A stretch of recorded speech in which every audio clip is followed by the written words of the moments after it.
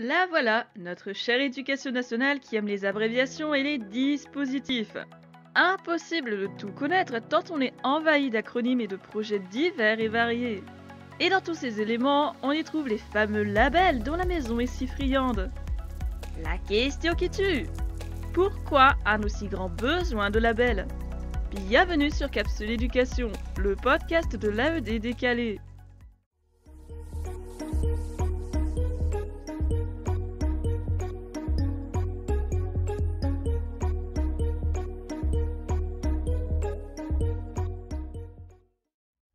La seconde juridique. Qu'est-ce qu'on entend par label? Rien de mieux que des définitions pour démarrer. Que doit-on comprendre du mot label? Larousse d'abord. Étiquette ou marque spéciale créée par un syndicat professionnel et apposée sur un produit destiné à la vente pour en certifier l'origine, en garantir la qualité et la conformité avec les normes de fabrication. Le Robert en dit que c'est une étiquette ou marque sur un produit pour en garantir l'origine, la qualité. Le dictionnaire de la langue française enchaîne. Marque distinctive créée par un syndicat professionnel ou un organisme public. Apposée sur un produit commercialisé pour en garantir la qualité, la conformité aux normes de fabrication, pour en souligner la spécificité et le distinguer des produits concurrents. Les définitions se ressemblent et s'assemblent, et le champ lexical à retenir ici, c'est celui de la mercatique et de l'entreprise. Produit, vente, fabrication, concurrence, qualité, conformité. Ce ne sont pas tout à fait des mots habituels dans le service public. Et l'éducation nationale n'en a d'ailleurs pas donné sa définition, sa vision du concept, ou même ses limites. La définition devient presque subjective. Il y a des décrets, il y a des circulaires. Certains labels sont cadrés par des textes juridiques. C'est notamment le cas de la démarche globale de développement durable, dans un référentiel de mise en œuvre et de labellisation rendu public par la note de service du 24 juillet 2013. Ou même le cadrage du label et du forme dans les articles D122-9-1 et D122-9-2 du Code de l'éducation.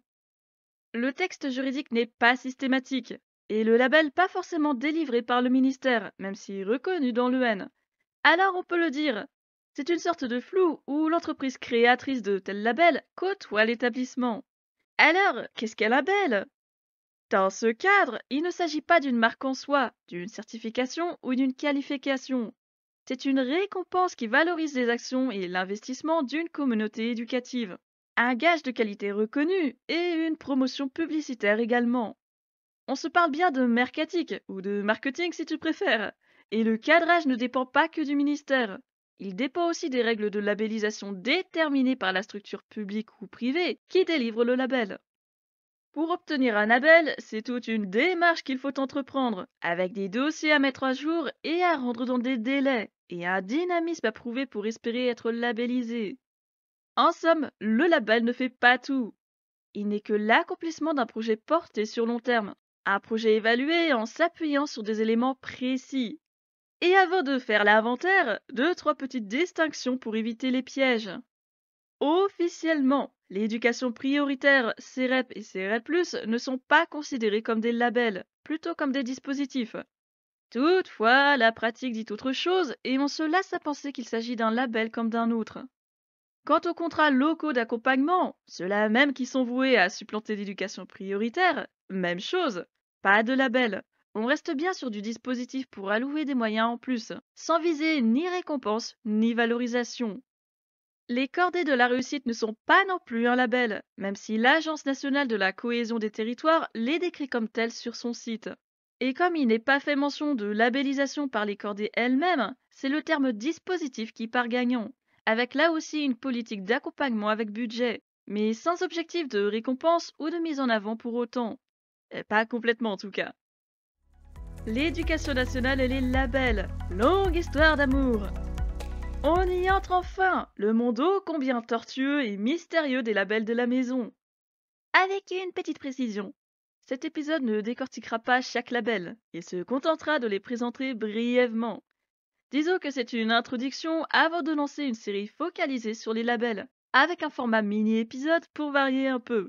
Projet en cours, comme on dit. Sur ce, l'entrée se compose de labels réservés à la promotion des internats. L'internat du XXIe siècle, qu'on avait déjà abordé dans l'épisode 7 de cette saison avec l'internat en sujet principal.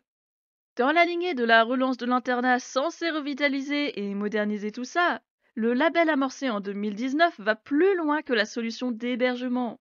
Il prévoit un projet pédagogique adapté aux besoins de tous, mêlant études et activités culturelles et sportives. Et c'est là que ça devient intéressant. Le label a ses propres sous-labels. Les résidences à thème d'abord, consacrées aux collèges de zones rurales ou de montagne, avec les 7 thèmes que voici. Artistique, sportif, numérique, ouverture internationale, environnement et biodiversité, sciences et métiers. Ensuite, les internats d'excellence de quartier pour accueillir les élèves de l'éducation prioritaire et des quartiers défavorisés. Enfin, les internats de campus pro, accessibles aux élèves qui préparent CAP, Bac Pro et BTS, dans l'idée d'allier, là aussi, études et événements sportifs et culturels de façon équilibrée. Label Internat d'excellence. Un autre fameux que l'on doit au programme Internat de la réussite pour tous, initié en 2008 à peu près. Pas si différent que ça de l'internat d'excellence de quartier, et tour à tour nommé internat d'excellence ou internat de la réussite. C'est selon. Les conditions de travail et de vie doivent permettre à l'interne de s'épanouir par des activités variées, de réussir dans le scolaire et de préparer son avenir dans un environnement optimal, avec pour ça un accompagnement personnalisé plus important. Petite variante qu'on peut entendre ici et là, l'internat d'excellence sportive. Dans le coin des labels réservés à la promotion de l'ouverture culturelle et internationale, on a le label 100% éducation artistique et culturelle, lancé par les ministères de l'Éducation nationale et de la Culture. Tout récent puisqu'il date de 2021 et ne visant pas à labelliser un établissement. Il récompense la collectivité quand celle-ci propose un projet qui facilite l'accès à la culture pour tous et jeunes, petite enfance jusqu'à université comprise. Suite avec le label Bonne Pratique Erasmus+, démarré en 2014. Celui qui récompense l'implication des établissements dans l'accompagnement de leurs élèves et étudiants intéressés par la mobilité européenne. Qualité et bonne gestion du projet Erasmus+, sont des critères déterminants pour l'obtention de ce label assez vague aux premiers abords. Plus loin, on y trouve le label européen des langues, qui met en avant les initiatives les plus remarquables dans l'apprentissage des langues. Accessible depuis 1999 à tous les pays Erasmus qui participent au programme. Là encore, ce n'est pas l'éducation nationale qui délivre la labellisation, mais les agences nationales Erasmus, en co-organisation avec la Fédération Wallonie-Bruxelles. Et puis, le label Bonne Pratique revient par là, puisque ce sont des projets multilinguistes labellisés Bonne Pratique qui seront sélectionnés pour le label européen des langues. Toujours dans l'élan européen, le label Certilingua apparaît en 2008 avec sa certification internationale ouverte à 9 pays. Les élèves qui obtiennent cette certification démontrent d'excellentes compétences interculturelles et linguistiques.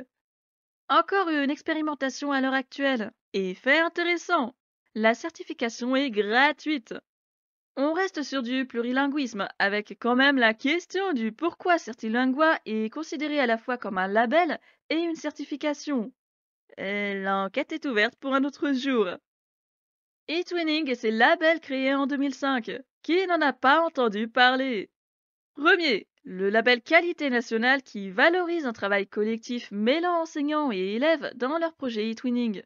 Être labellisé permet de concourir au label européen ou de participer aux concours nationaux ou européens. Deuxième, le label Qualité européen, réservé cette fois-ci à une minorité d'établissements, ceux qui ont investi dans un projet d'envergure maîtrisé dans toutes les étapes de sa création. Label eTwinning School, le dernier de la famille. Cette fois, c'est toute l'école qui est reconnue pour ses actions. Le site officiel va plus loin, en voulant mettre en avant l'engagement et le dévouement des étwineurs à titre individuel, ou l'engagement de tout un ensemble, c'est-à-dire équipe enseignante, équipe dirigeante et élèves participants. Pas fini, non, non, non. Le label École ambassadrice du Parlement européen souhaite donner l'opportunité aux élèves de devenir ambassadeurs juniors, pour leur permettre d'approfondir leur connaissance du système européen et de mieux connaître leurs droits de citoyens européens également. Ensuite, ces ambassadeurs mettent en œuvre des initiatives de promotion de l'Union européenne dans leur établissement, avec l'aide d'ambassadeurs seniors. Label créé en 2015 et étendu à toute l'Union européenne dès l'année suivante, même si assez peu reconnu à l'heure actuelle. Label Euroscol, qu'est-ce que c'est? Il s'agit de valoriser les écoles et établissements qui se mobilisent fortement dans les projets européens. On se parle même de création d'un espace européen de l'éducation, avec une labellisation ouverte aux établissements publics et privés sous contrat, et déjà bien avancée depuis sa création en 2019. Ce n'est pas fini, toujours pas. Dis bonjour au label France Éducation venu au monde en 2012. Pas un label de l'éducation nationale, étonnamment. Il récompense les établissements bilingues francophones qui dispensent des cours en français en dehors du cours linguistique. En gros, un établissement étranger hors de France qui mêle sa langue et le français dans plusieurs disciplines. Aujourd'hui, ce sont dans les 523 filières bilingues francophones qui sont labellisées pour leur enseignement de la langue, avec une gestion opérationnelle à la charge de l'Agence de l'enseignement français à l'étranger. À présent, quelques labels spécifiques. Le label Qualité français langue étrangère concerne les centres de français langue étrangère. Créé en 2007, il souhaite mettre en avant les centres de langue implantés en France et qui dispensent un enseignement du français de qualité aux étrangers. Deux autres labels pour finir, et ceux-ci sont pour l'instant réservés à l'enseignement privé sous contrat. Le label Établissement international a vu le jour dans la direction diocésaine de Nantes, dans les environs de 2016 à peu près, avant de se répandre à quelques autres directions diocésaines. Là encore, il s'agit de promouvoir les initiatives d'ouverture internationale et de valoriser les établissements qui en font une priorité dans leurs projets.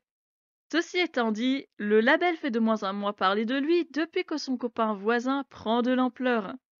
J'appelle le label Ouverture internationale à la barre, créé en 2013 et lui aussi spécifique à l'enseignement catholique. Alors oui, plus vieux que le premier label, mais aussi de plus en plus visible. 106 établissements labellisés entre 2013 et 2020, toujours dans l'idée de récompenser les initiatives d'ouverture culturelle et internationale des établissements. Le plat de résistance se trouve sur les labels réservés au développement durable. Je crois que tu as déjà entendu parler du label E3D, pour école ou établissement en démarche globale de développement durable.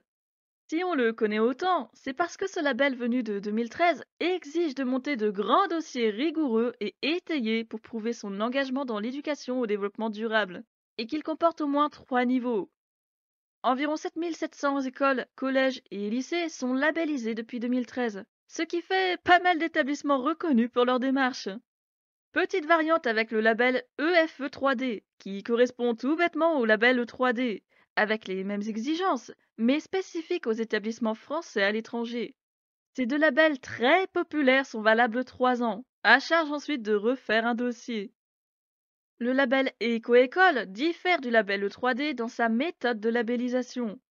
En effet, il est obtenu sur la base d'un projet mis en œuvre sur l'année et sur une thématique choisie par l'établissement. Ce qui est intéressant, c'est que rien n'interdit à l'établissement d'obtenir ce label-ci et le label E3D, justement.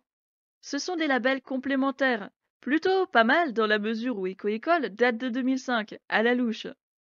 Cette version française trouve ses sources dans EcoSchools, le programme international d'éducation au développement durable, quelque chose qui date de 1994. Et on doit sa venue en France avec l'association Terre Agir. 4 niveaux accessibles, alors que le label E3D en a 3. C'est déjà pas mal, il y a du boulot à abattre derrière. Différent dans ses objectifs, le label École de commerce équitable se développe progressivement depuis 2017, avec encore peu d'établissements labellisés, moins d'une vingtaine. Comme son nom l'indique, c'est une valorisation des établissements engagés dans le commerce équitable. D'ailleurs, ceci n'est que la version française, car le label est déjà très développé à l'international. On le connaît sous le nom de Fairtrade Schools. Assez confidentiel en France. C'est pas celui-ci qu'on retient le plus. À présent, je te propose les labels réservés à la santé et au bien-être, en commençant avec le label École du Bonheur. Initié par l'Université de Cergy-Pontoise et son laboratoire de recherche Bonheur, l'objectif est de promouvoir les actions et initiatives focalisées sur l'amélioration du bien-être dans l'établissement. Bien que peu d'établissements ne disposent de la labellisation, on peut quand même garder en tête que, contrairement à d'autres labels, celui-ci met un point d'honneur à impliquer les établissements d'outre-mer dans l'idée d'une coopération éducative internationale. Toujours dans le thème, saluons le label EduSanté qui semble nous venir tout droit de 2019, puisqu'il apparaît dans le Vademecum intitulé L'école promotrice de santé. En bref, ce nouveau label met en valeur l'école ou l'établissement qui conduit des actions fortes dans la promotion de la santé pour une validité de 3 ans. Dans le même lot, trouvons-y le label Génération 2024 qui souhaite développer les relations entre l'école et le sport, afin que tous les élèves puissent pratiquer une activité physique et sportive régulière. Ça inclut de nouer des partenariats avec des clubs sportifs du territoire pour créer des projets sur long terme et ouvrir les équipements sportifs aux établissements. Environ 5000 établissements déjà labellisés depuis 2018, date de création du label. Et si tu te demandes, oui, ça vient des Jeux Olympiques 2024 que la France doit accueillir dans 2 ans. C'est l'heure du premier dessert avec les labels réservés à la promotion du respect et de la tolérance. Le label École sans racisme ni discrimination, ou École sans racisme tout court, venu de la Fédération Léo Lagrange en 2009. Pour l'instant, cette labellisation reste assez discrète et compte dans les 20 à 30 établissements concernés. Il s'agit de faire reconnaître l'engagement des élèves qui s'impliquent contre toute forme de discrimination, par le biais d'actions et d'initiatives variées. Et ce qui attire l'œil et l'attention, c'est la façon d'obtenir la labellisation. Les élèves doivent recueillir au moins 70% de signatures provenant de la communauté éducative après avoir présenté un document pour l'ouverture et le respect des différences. Tous les signataires sont ensuite appelés à s'engager à leur tour. Plutôt pas mal pour amener une dynamique collective. À noter que le label École sans racisme existe aussi en Belgique. Toutefois, les deux labels ne sont pas reliés. Prochain sur la liste, le fameux label Égalité filles-garçons, qui est vraiment récent pour le coup, 2021 tout juste. Le label vise à promouvoir les établissements qui démontrent leur volonté de donner leur chance aux filles comme aux garçons dans une égalité complète. Culture du respect, lutte contre toutes les violences sexuelles et sexistes et lutte contre les stéréotypes de genre. Voici ce qui est demandé pour obtenir la labellisation. Avec une circulaire pour marquer le coup, celle du 10 mars 2022. Deuxième dessert. Allons-y pour les labels réservés aux offres de formation des établissements. Le plus évident, puisque c'est aussi le plus vieux, 2001 de mémoire. C'est le label Lycée des métiers. Délivré par le recteur d'académie pour une durée de 5 ans, avec la particularité de n'être accessible qu'aux lycées professionnels et polyvalents, si ceux-ci ont respecté un cahier des charges précis. Le label permet de mettre en valeur toute l'offre de formation professionnelle, et plus généralement, de mettre en valeur le lycée professionnel quand celui-ci a tendance à souffrir de regards jugeurs. Plus loin et pas trop éloigné, il y a le label Campus des métiers et des qualifications d'excellence. Non barbare? Mais non! Campus s'entend comme un regroupement d'établissements du secondaire, du supérieur et de formation initiale ou continue, les Greta ou les CFA par exemple. Différence avec le lycée des métiers? Déjà, c'est un décret de 2014 qui l'a officialisé.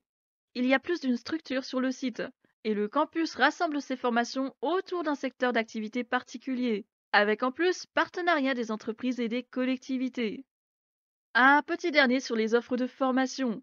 Le label d'excellence cité éducative qu'on voit fleurir depuis 2019. 200 cités éducatives labellisées et d'autres en attente de l'être. Mais quels objectifs? Qu'est-ce qui est à valoriser? L'objectif d'abord, resserrer la prise en charge éducative des élèves et surtout des jeunes, de la maternelle jusqu'aux études supérieures, voire dans le marché du travail. Ici, ce n'est pas juste le cadre scolaire qui est sollicité, c'est tout ce qui entoure l'école, pour une prise en charge totale. Et la valorisation?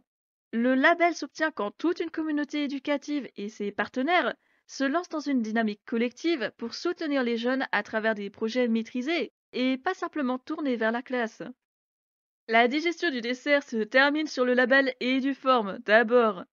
Labellisation accessible aux CFA, Greta et autres structures publiques et privées de formation professionnelle, en partenariat avec l'Éducation nationale. Tout simplement, ce label valable sur 3 ans propose de valoriser les structures qui démontrent une qualité de formation professionnelle et de prestations irréprochables, sur des critères précis, évidemment. Toute structure labellisée et Eduform obtient automatiquement la certification Calliope dans la foulée. Ensuite, le label École numérique 2020 qu'on ne sait pas trop où mettre. Pas dans le développement durable, puisqu'on se parle de numérique. Mais alors où? Ici, ça sera très bien. Pour l'instant, ce label est plus un appel à projet qu'autre chose, mais ce sont déjà 3433 écoles sélectionnées en 2020. La mise en avant concerne les établissements qui s'immergeront complètement dans le numérique à l'école, avec la possibilité de bénéficier d'équipements en plus, notamment. Prudence, c'est encore différent du label numérique responsable, qui ne concerne pas que les établissements scolaires, puisqu'il vise davantage les entreprises. Peu d'établissements scolaires sont labellisés, et les objectifs ne sont pas les mêmes. Le label numérique responsable veut valoriser l'établissement ou l'entreprise qui agit au quotidien pour réduire l'empreinte sociale, économique et environnementale du numérique, plutôt du domaine du développement durable. Presque fini, on a juste besoin d'une collation café pour la suite. Eh bien oui, c'est peut-être étonnant, mais il y a bien des labels réservés à l'enseignement supérieur. Le premier, label établissement d'enseignement supérieur privé d'intérêt général, dont on peut aussi se dire que c'est une qualification en même temps qu'un label. Due à la loi sur l'enseignement supérieur et la recherche de 2013, elle permet de créer un réseau d'établissements privés supérieurs. Est-ce une valorisation? Pas tellement. Ici, il s'agit de lier les établissements dans un réseau facile à identifier, avec certains gages de qualité conférés par le label et la qualification. Dernier label ouvert à tous, sans distinction du public ou du privé. Le label Bienvenue en France récompense les établissements avec un bon dispositif d'accueil d'étudiants étrangers internationaux, sur une validité de 4 ans. 138 établissements se partagent les labellisations depuis 2019. On avait dit que c'était fini, mais ça vaut le coup de citer vite fait quelques labels académiques, tels que le label Étoile de l'Académie de Montpellier. Étoile pour excellence, talent, ouverture internationale par les langues étrangères, délivré à un établissement qui œuvre pour l'apprentissage des langues, l'ouverture et la promotion de la mobilité internationale. Le label Projet innovant de l'Académie de Lyon récompense quant à lui les établissements qui ont adapté et modifié leurs pratiques pédagogiques au service des élèves. Citons encore le label Qualicé, signé Académie de Rennes, et spécifique aux lycées professionnels et technologiques, dans l'idée d'améliorer l'organisation des ateliers et des locaux. Trop de labels tue le label, ou comment l'inflation du label décrédibilise toute une démarche. J'aurais une question avant. Pourquoi des labels? Qu'apportent-ils aux écoles et établissements? Qu'apportent-ils à l'éducation nationale? On pense tout de suite à l'aspect mercatique, puisque le label s'intègre à la publicité, donc à la communication. Mais qui est visé? Les familles et les élèves, peut-être. L'établissement ou l'école labellisée tient à montrer son label et tous les efforts effectués pour l'obtenir. Ce petit plus reconnu comme un gage de qualité figure en bonne place sur le site ou le blog, est parfois présenté dans les médias tels les journaux, la radio ou les émissions, ou encore sur les réseaux sociaux des établissements. Bref, le label comme vitrine, c'est la bonne expression. Encore plus lors des événements qui accueillent du public, ici futurs élèves potentiels et leurs familles. Les portes ouvertes, fabuleux exemple où chaque label est susceptible d'être exposé sur un stand à lui tout seul, avec diaporama et livret explicatif, ou tout autre support de communication qui saura rester en tête. Parce que derrière le label, il y a toute une démarche, avec des actions mises en œuvre par élèves et personnel, des photos et des concertations à partager aux visiteurs pour leur faire comprendre que l'établissement est dynamique et sait impliquer ses élèves, leur proposer du contenu qui ne s'arrête pas qu'au cours en classe. Vraiment, le label a tout intérêt à être présenté aux prochaines recrues.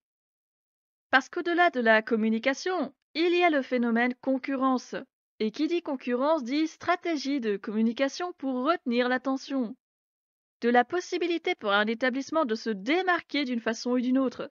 Et si ce n'est pas par les offres de formation et d'options, peut-être qu'un label mûrement travaillé et étoffé fera une différence. Certes, concurrence est un mot associé à l'entreprise, structure privée qui cherche le profit et le client pour se pérenniser et continuer à tourner.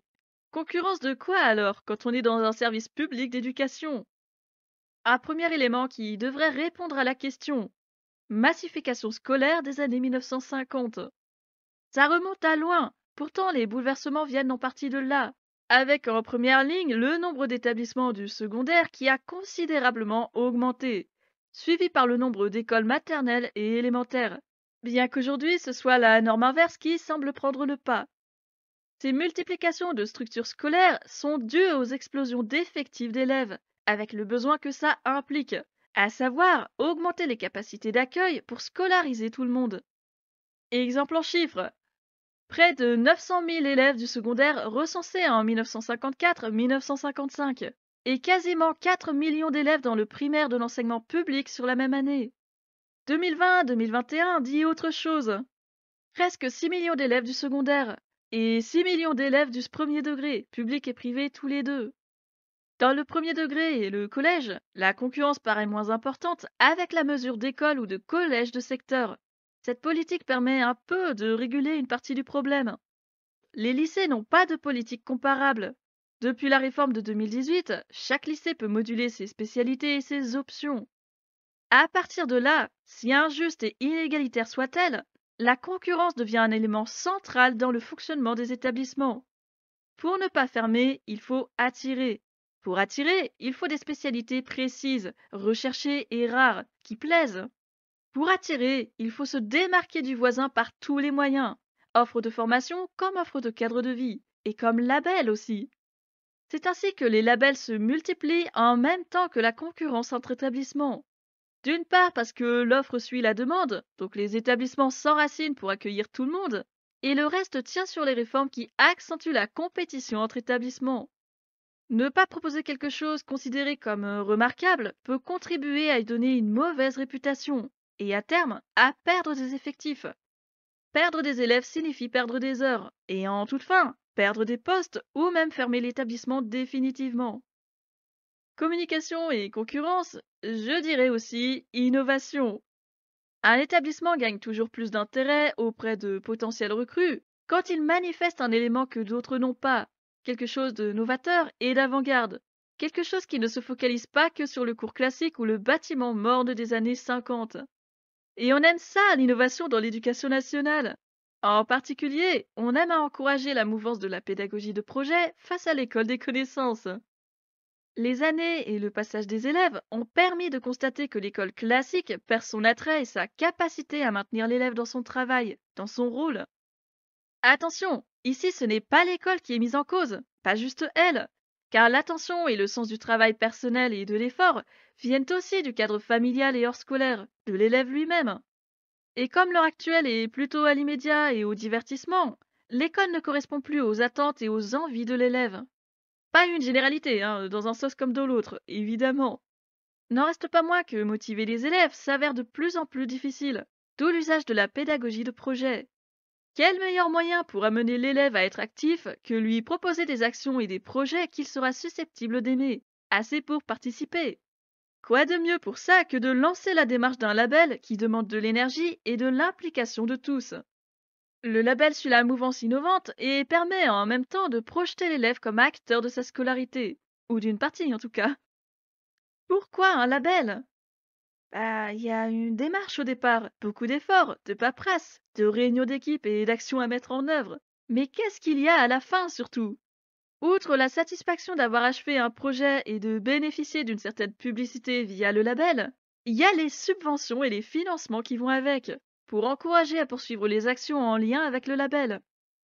Là où le budget du ministère n'y suffit pas toujours pour permettre à chacun de travailler dans des conditions décentes et agréables si possible, un budget de 56 milliards d'euros sur l'année 2021, je le rappelle, il faut bien trouver d'autres moyens pour faire tenir l'établissement. Les financements éventuels transmis avec le label jouent ce rôle en donnant accès à des ressources qui n'auraient pas été permises sans la labellisation. Je ne parle pas de dérouter des subventions à des fins illégales et personnelles. Je parle bien d'utiliser le nouveau budget pour l'injecter dans les actions, pour permettre aux élèves et au personnel d'aller plus loin dans leur démarche. Sauf que là, ils n'auront pas à utiliser le budget propre de l'établissement pour les dépenser là-dessus, puisqu'un budget tout fait y est dédié. Ça permet d'économiser le budget propre pour d'autres occasions, et quand même de focaliser une partie du budget sur la labellisation. Maintenant qu'on a une idée plus précise du nombre de labels et du pourquoi du comment ils prennent autant de place dans l'éducation nationale, la question qui tue, encore une fois, quelles sont les conséquences directes d'une telle inflation? Le premier élément se rapporte à cette éternelle concurrence, une histoire de cercle vicieux. Les établissements sont déjà en compétition par leur nombre et les spécialités proposées. On y ajoute alors fatalement les labels eux-mêmes. C'est la course à qui aura le plus de labels, peut-être même à qui aura les meilleurs labels, les plus populaires. Je pense en particulier au label E3D, symbole de la lutte contre le réchauffement climatique, considéré comme un trophée à arborer pour montrer à quel point l'on s'engage, et en même temps, banal tant les labellisations s'enchaînent, jusqu'à certainement prochainement devenir une norme dans la maison des labels. On en revient à notre histoire. Collectionner les honneurs et recevoir la publicité donnée par le réseau enclenche naturellement un nouveau facteur de concurrence qui ne touche même pas l'élève en fin de compte, mais la réputation et le gage de qualité de l'établissement. Si tu n'as pas ce label, tu n'es pas digne d'être mis en avant, tu n'as aucun intérêt et tu ne t'impliques pas dans telle cause. Honte sur toi! Ce sont aussi des inégalités favorisées par cette bataille à qui est le mieux représenté. Certains établissements n'ont tout bonnement pas les possibilités humaines, matérielles et financières pour tenter une démarche de labellisation. Pas juste une question de moyens, peut-être aussi une question de culture d'établissement, d'entente dans la communauté éducative. Bref, concurrence et inégalité qui n'ont pas grand-chose de national. Et pourtant, on est dans le ministère de l'Éducation nationale. C'est pas fini. Passer d'une idée de projet à un label qui récompense cette initiative jugée méritante, c'est un chemin qui se compose de longues étapes. D'abord sur le projet en lui-même, puis sur l'opportunité de labellisation qui se présente. Autant certains labels sont attribués, disons, automatiquement, sans avoir à faire une démarche spécifique parce que l'objectif de départ ne concernait qu'une action et pas un label, autant d'autres labels nécessitent de créer un dossier de toutes parts, avec action et réunion, et pression. Car quand la démarche ne vise pas de label, on peut prendre le temps de s'impliquer sans forcément s'imposer un calendrier précis, une échéance, en ne regardant que le projet et pas la récompense ultime, ici valorisée par le label.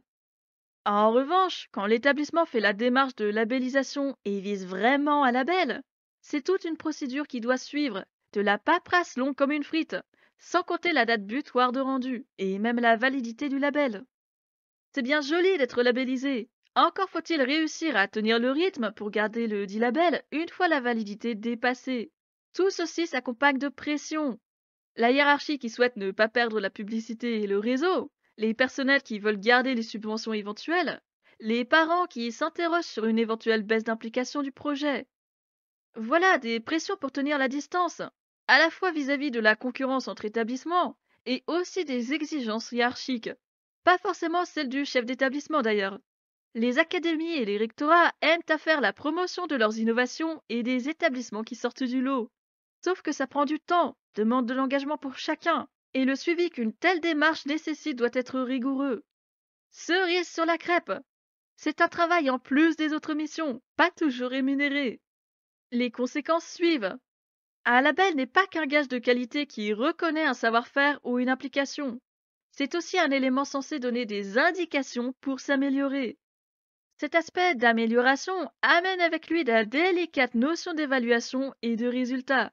Parce que sans l'un ou l'autre, comment ajuster? Comment s'améliorer? Et c'est là que ça coince. Évaluer prend autant de temps que monter un dossier. Évaluer se fait sur des critères précis et pas en une seule journée. Se parle-t-on d'évaluer sur une ou plusieurs années? Un peu des deux. Un suivi régulier, en somme, avec des évaluations perlées pour identifier et ajuster en cours de route, et une évaluation plus globale sur l'année, notamment pour déterminer ce qui sera reconduit ou non. Ensuite, des comparaisons entre chaque année pour voir ce qui a fonctionné ou non, ce qui mériterait d'être mis en avant sur la prochaine demande de labellisation. Comme on a pu le voir avec notre ministère, l'évaluation et le suivi des résultats pour ajuster, c'est pas trop ça.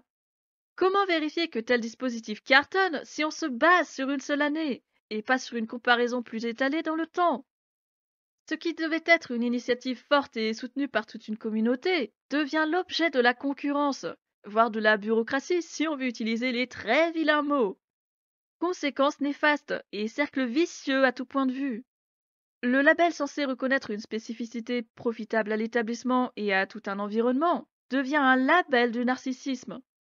Ce n'est pas s'améliorer, c'est se montrer, et ça dessert le message original, en plus de faire perdre son caractère unique à l'établissement, ce qui fait qu'on se souvient de lui. Et oui, encore l'exemple du label E3D. Depuis que tous les établissements se lancent dans la labellisation, ce label perd sa crédibilité alors qu'il donne à tous la possibilité de s'impliquer dans l'éducation au développement durable. Et une fois que toutes les écoles et tous les établissements auront ce label, qui s'y intéressera? Surtout quand les actions finiront par se ressembler, qu'il faudra redoubler d'ingéniosité pour se démarquer toujours plus, avec les pressions que ça comporte en plus. Voilà comment un label finit par perdre sa pertinence et son intérêt, jusqu'à en devenir creux, vide, parce que ce n'est pas le label lui-même qui est à valoriser, c'est la démarche de l'établissement, ce qui l'a conduit à être récompensé par un label. La labellisation n'est qu'une récompense, mais l'essentiel et l'achèvement de la démarche viennent en toute fin quand le projet est terminé, évalué en interne et que les résultats sont vérifiés, ajustés. Y a-t-il toujours besoin d'un label ou d'une étiquette pour savoir si l'on a bien travaillé? Telle est la question. Quelle valeur donne-t-on au label, qu'il s'agisse de la hiérarchie académique, de la hiérarchie de terrain, des personnels et aussi des élèves et des familles? Est-ce que c'est le label qui va déterminer la décision de la famille?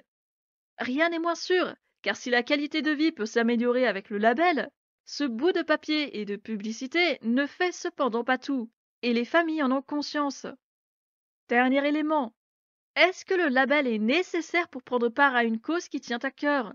Est-il réellement indispensable de se voir délivrer le label 3D pour prouver que l'établissement ou l'école s'engage dans le développement durable? Les labels sont ce qu'on veut en faire d'eux, avec la valeur subjective que chacun leur donne. Ne pas être labellisé ne signifie pas que le projet est mauvais, inintéressant ou indigne d'être mis en avant, d'exister. Seulement, le label suit la mouvance et les thèmes de la société. Développement durable, égalité filles-garçons, ouverture internationale, excellence éducative. Il s'agit avant tout de communication et d'un choix subjectif qui fait que tel label sera plus populaire, juste pour le sujet qu'il souhaite mettre en avant. Que tel sujet apparaisse dans plusieurs labels n'invite néanmoins pas à penser qu'il est plus légitime ou valide qu'un autre sujet non valorisé par un label. L'hôtesse t'en parle encore et encore, t'as un besoin dérangeant de rentrer dans des cases. Anecdote, parce qu'il faut bien. Si tu as déjà écouté l'épisode 20 de la saison 1, tu sais que j'ai fait un service civique dans le même groupe scolaire où j'ai étudié et fait des stages. Eh bien, pendant ces quelques 4 années de présence hors du rôle d'élève, l'une de mes missions consistait à préparer des documents pour les cordées de la réussite du secteur, pour la réunion de bilan annuel. Chaque année, j'y planchais de fin avril à mi-juin environ. Et voilà où je veux en venir. J'ai participé à écrire les bilans, à faire le suivi des effectifs en termes d'élèves et de classes, d'établissements concernés, le bilan financier et les partenaires, le respect du budget. Mais jamais une seule fois on a évoqué les résultats en termes d'apport aux élèves, ni même de ce que l'établissement pouvait en retirer, hors de subventions en plus. C'est peut-être ici que j'ai compris la nécessité de pouvoir mesurer les résultats, d'évaluer sur plusieurs temps. Qu'est-ce que la réunion de fin d'année a permis de constater? Que les établissements engagés s'impliquaient dans telle ou telle action selon les spécificités de leur formation et les débouchés. Mais au-delà, rien, pas de constat. Il a rarement été fait mention de ce qu'en avaient pensé élèves, personnel ou même les familles. Peu de témoignages et de retours. Ou alors toujours sur l'action phare, une action propice à la publicité, évidemment, pour le prestige. Qu'en était-il de l'utilité de ces actions, de si elles suivaient des besoins préétablis précis et si elles répondaient efficacement aux problèmes posés? Rien n'a été dit là-dessus. Dans ce que chacun peut en retirer sur long terme, rien, pas d'enquête. Pas le temps et pas forcément la volonté, parce que pas de personnel dédié. Bon, là, je te parle d'un dispositif et pas d'un label, mais je peux te donner l'exemple inverse. On a aussi obtenu le label Éco-École, hors du cadre de l'accordé. Passé les blablas et les incertitudes sur le rôle des collectivités et partenaires, notre référent développement durable s'est investi à fond pour proposer des actions possibles à notre niveau. Et la démarche de labellisation a commencé bien 3 ans après les premières actions. En gros, c'était une façon de reconnaître la démarche et l'investissement par un symbole extérieur, le label. Mais ce n'était pas le label qui était visé au départ. Dans ces réunions de préparation où l'on dessinait les actions futures, on a bien entendu parler de subventions, de communication, mais aussi de vouloir agir. Pas pour un bout de papier ou pour la gloire. Agir parce que ça urge et qu'on ne peut pas faire grand-chose. Mais on peut faire quelque chose, malgré tout. Je dirais même que la composition du comité a permis d'aller plus loin que le blabla. Certains ont su pousser le groupe pour de l'action et pas juste pour des mots. Agir localement pour améliorer les conditions de vie et de travail, en passant par une évaluation à chaque dernière réunion d'année, avec des chiffres précis, des comparaisons pertinentes, des objectifs fixés pour l'année suivante, et les axes de travail qui vont avec chaque objectif pour rester focalisé. Voilà pour l'anecdote. L'occasion de voir un établissement agir différemment pour des éléments qui ne sont pas si différents. Et je vais nous laisser là-dessus.